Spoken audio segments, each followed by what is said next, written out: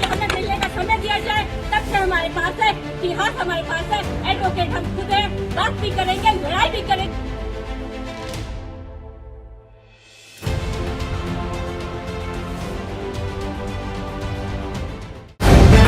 The live TV, सच सबसे आगे। नमस्कार, द लाइव टीवी देख रहे हैं आप। मैं हूं हर्षिता सिंह।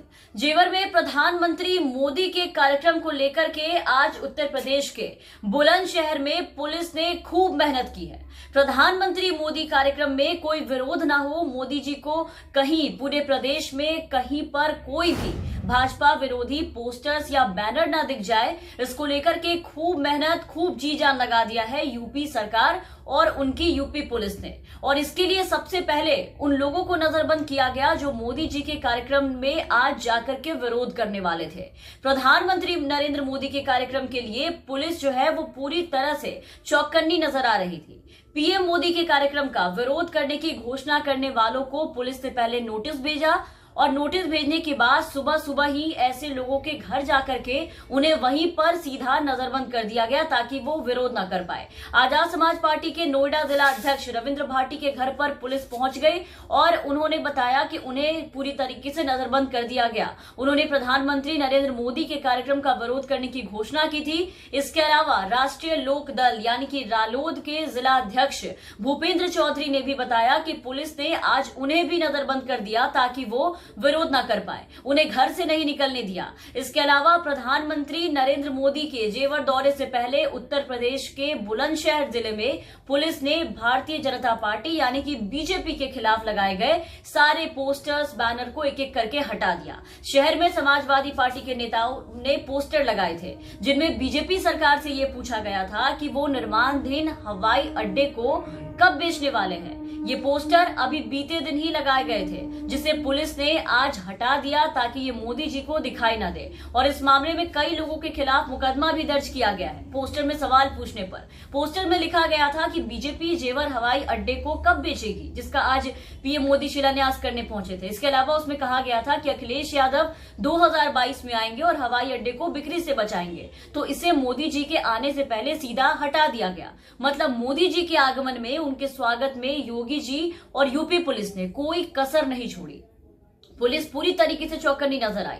मतलब पीएम के आने से पहले प्रदेश की हालत देखते हुए योगी सरकार ने पुलिस को पहले ही कड़े और सख्त आदेश दे दिए थे कि हमारे कार्यक्रमों और हमारे सभाओं में जो हाल देखने को मिलता है, ध्यान रहे कि मोदी जी के सामने उनके सभा में वो ना हो। मतलब पीएम के आने से पहले प्रदेश की हालत देखते हुए योगी सरकार ने पुलिस को पहले ही कड़े और काफी सख्त आदेश दे दिए थे कि हमारे कार्यक्रमों में और हमारे सभाओं में जो हाल देखने को मिलता है, ध्यान रहे कि मोदी जी के आने के बाद उनके कार्यक्रम में, उनके सभा में वो नहीं होनी चाहिए, नहीं तो पत्ता सीधा योगी जी का कटेगा, वो भी मुख्यमंत्री पद से। और योगी से लेकर के मोदी तक ये बात अच्छे से जान चुके हैं कि यूपी में हवा इस बार बीजेपी के खिलाफ चल रही है। किसान आंदोलन, कोरोना की मार, महंगाई और भी कई मुद्दों को लेकर के लोगों में बीजेपी के खिलाफ गुस्सा बहुत ज्यादा, आक्रोश काफी भरा हुआ है। इतना कि लोग अब मुख्यमंत्री और उप मुख्यमंत्री तक को नहीं बख्श रहे, उनके सामने जाकर के उनके कार्यक्रम में मुर्दाबाद कर देते हैं, नारेबाजी शुरू कर देते हैं, उन्हें काले झंडे दिखा देते हैं। तभी मोदी सरकार को कृषि कानून वापस लेने पड़ गए और बार बार कभी पूर्वांचल एक्सप्रेसवे के नाम पे तो कभी जेवर एयरपोर्ट के नाम पर मोदी जी अभी आप देखिए कि फिलहाल बार बार उत्तर प्रदेश की धरती पर पधार रहे हैं, यहाँ प्रचार करने पहुंच रहे हैं। बीजेपी को उम्मीद है कि वो जेवर एयरपोर्ट के शिलान्यास के जरिए इस इलाके में यहाँ के लोगों को ये बता सकेगी कि उसकी सरकार विकास के काम में जुटी हुई है, जोर शोर से काम कर रही है। इसके जरिए वो अपनी चुनावी तैयारियों को भी अंजाम दे रहे हैं, जबकि विपक्षी दल बीजेपी के खिलाफ एक मजबूत गठबंधन बना करके पहले से बैठ चुका है।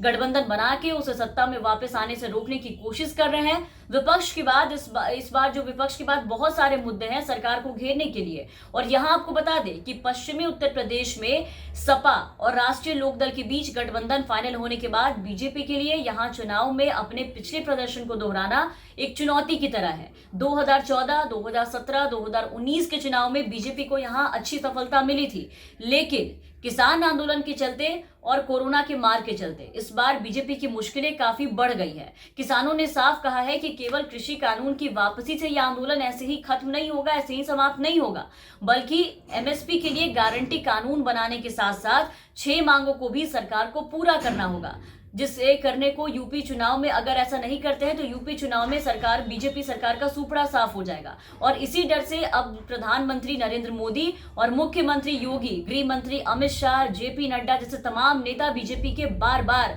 यूपी का दौरा कर रहे हैं, लोगों को नई नई सौगात देकर के लुभाने में लगे हैं। और बीजेपी को ये उम्मीद है कि वो पूर्वांचल एक्सप्रेसवे, जेवर एयरपोर्ट, किसान आंदोलन में जो कृषि कानून को वापस लेने के बाद इन सब के जरिए वो लोगों को लुभाकर अपने पाले में करने में काफी हद तक कामयाब होंगे। लेकिन दूसरी तरफ विपक्ष और किसानों के विरोध ने बीजेपी की मुश्किलें और बढ़ाकर रख दी है, जिसको दबाने में, चुप कराने में योगी सरकार ने अपने सभी अधिकारियों को पहले से काम पर लगा दिया है कि जहां आवाजें उठे वहां दबा दो। तो इन सब के बाद अब देखना होगा कि मोदी जी के ये सारे सौगात विधानसभा चुनाव में बीजेपी के लिए यूपी चुनाव में कितना असरदार और कितना मददगार साबित होता है। इतना कुछ करने के बाद भी, कृषि कानून वापस लेने के बाद, तरह तरह के शिलान्यास करने के बाद भी नरेंद्र मोदी इस बार बीजेपी को आगे बढ़ाने में कितना कामयाब हो पाते हैं। तमाम अपडेट्स और खबरों के लिए आप बने रहे द लाइव टीवी के साथ। चैनल पर नए हैं तो चैनल को सब्सक्राइब कर लीजिए, साथ ही बेल आइकन दबाना ना भूलें ताकि हम आपको हर खबरों से अपडेट रख सके।